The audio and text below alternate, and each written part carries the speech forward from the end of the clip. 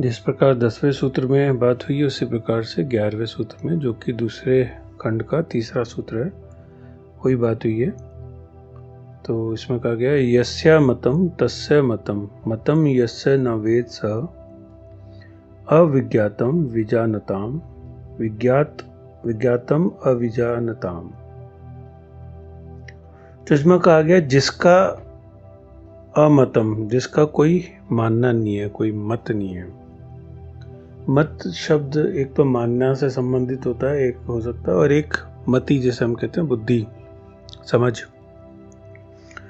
तो जिसका अमतम, जिसका कोई मत नहीं रहा, अब जिसका कोई मानना नहीं रहा, जिसका सारा मानना छूट गया, जिसका कहते हैं संकल्प छूट गया, जिसके सारे जो मन में जो भी मानने की स्थिति है, जानने की स्थिति है, वो सब छूट गया।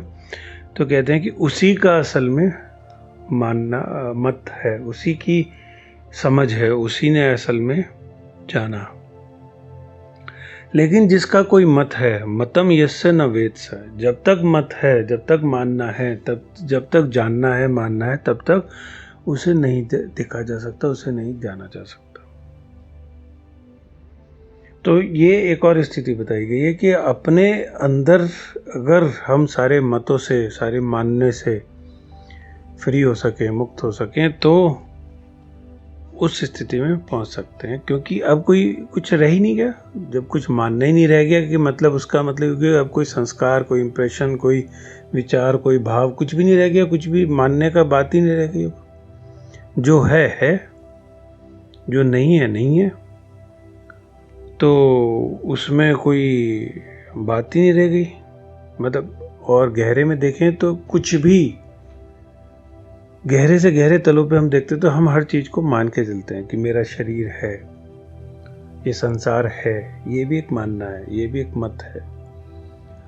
तो गहरे तलों पे जब कोई मत नहीं रह गया, जब मत ना रहने का मतलब हो गया, जब कुछ भी नहीं रहा, एक तरीके से हम कह सकते हैं, कोई इंप्रेशन, कोई छाप अपने अंदर नहीं रही किसी भी प्रकार की, तब असली में वो जानना है। तब असल में जो पता चलता है वही असली में जाना है, वही माना जाना है।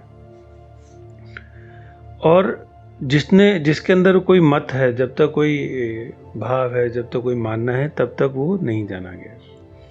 तो यहाँ थोड़ा सा और एक और बात समझने की है कि जो वो स्थिति है, वो जो जाना जा रहा है, जो अगर आत्मा का साक्षात्कार या ब्रह्माकार होना है, ब्रह्म में एक होना है, वो बात जो है वो स्थूल रूप में कभी भी नहीं होगी। वो स्थूल रूप से, शारीरिक रूप से, मन के रूप से या बुद्धि के रूप से, विचार के तल पे नहीं कभी भी पकड़ में आएगी। तो किस तल पे आती है वो? तो बहुत ही, अगर हम शब्द यूज करें, सूक्ष्म। अब सूक्ष्म, अति सूक्ष्म क्या है अगर हम देखें, तो अगर हम कहें शून्य, अगर हम ये कहें कि कुछ नहीं है, जैसे आकाश होता है, आकाश शून्य, आकाश में कुछ भी नहीं है, स्पेस में कुछ नहीं है, तो उसी प्रकार से अगर हम शून्य को पकड़ने की कोशिश करें, तो शून्य को कैसे पकड़ सकते हैं? शून्य जब हो जाएंगे तो उस समय जो कुछ रह जाएगा, उसका जो भी आभास होगा, अब वो इंद्रियों से नहीं होगा, वो मन से नहीं होगा, वो विचारों से नहीं होगा, इमेजिनेशन से नहीं होगा, कल्पना से नहीं होगा वो, लेकिन हो सकता है कुछ आभास हो सकता है कुछ एक होना हो सकता है कि एक चैतन्य हो, एक कॉन्शियसनेस हो, एक अवेयरनेस हो, एक होश हो। तो वो जो चैतन्य के होने का जो आभास है, वो जो देखना है, सिर्फ वही रह जाता है, वही होता होगा, वही जब रह गया खाली, और उसी के अंदर ये सारा जगत कल्पित हो रहा है, मैं भी कल्पित हो रहा हूं उसके अंदर।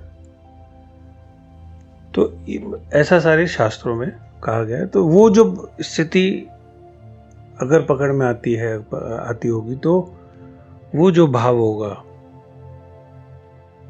उसमें कोई मत नहीं है, लेकिन वो जो भाव होगा उसे हम कह सकते हैं वही असली में मत है, वही फाइनल बिलीफ है। और वो मानने के रूप में कहीं गहरे में वो जानना भी नहीं कहेंगे, क्योंकि जानना बहुत ही सीधा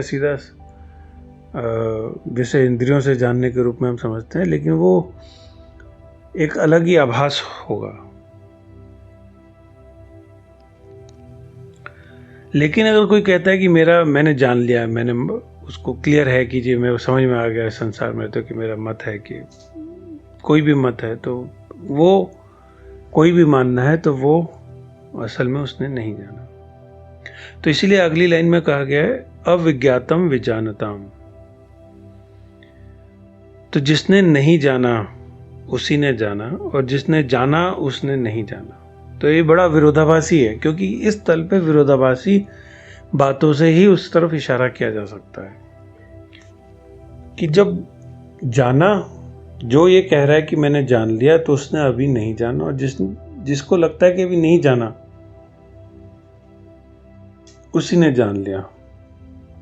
तो अब कैसे पता चले कि वो बात पकड़ी कि नहीं पकड़ी, बात बनी कि नहीं बनी। तो इस तल पे आगे बड़ा साधकों के लिए दुविधा हो जाती है कि कैसे इस बात को समझें, पकड़ें। तो इसी के लिए पहली लाइन में जो कहा गया, जब तक मत है, जब तक कुछ भी मानना है, जब तक कुछ भी होना है, तब तक नहीं जाना।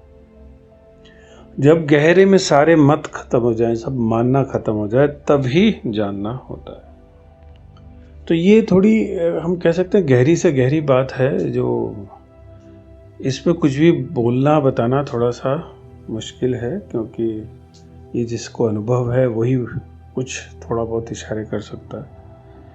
और शास्त्रों से सिर्फ हमें पढ़ के कुछ बातें समझ में आती है कि किस दिशा में हमें जाना है, तो वो पकड़ना जो है कि उस दिशा में हमें चलना है, उस कि धीरे धीरे मैं का भाव, होने का भाव, जानने का भाव, मानने का भाव वो खत्म होता है, वो छोड़ने की तैयारी हो, सारा मानना छोड़ने की तैयारी हो, और मैं को भी छोड़ने की तैयारी हो। और गहरे में देखा है तो हर शास्त्र में हमारे यहाँ पे बहुत साफ साफ कहा गया है कि अहंकार जो है संसार का कारण है, जड़ है। हमारे बंधन का कारण अहंकार, अहम का भाव, मैं का भाव। तो उससे छुटकारा मिल जाता है तो बात बन जाती है। तो अहम का, मैं का भाव खत्म होने का मतलब कि मैं नहीं हूँ, मैं हूँ ही नहीं। बल्कि ये भी कहना गलत होगा कि मैं नहीं हूँ, बल्कि होने का भाव ही जब नहीं है, मैं ही नहीं हूँ, अहंकार ही नहीं है, तो फिर क्या है? फिर क्या, जो प्रश्न है कि फिर क्या है, मैं क्या हूँ, मेरा अगर मैं नहीं हूँ तो मैं क्या हूँ फिर? तो जब उसमें कोई उतरता होगा तो वो बात जो बनती है, तो वो आत्म साक्षात्कार या अहम ब्रह्मास्मि की तरफ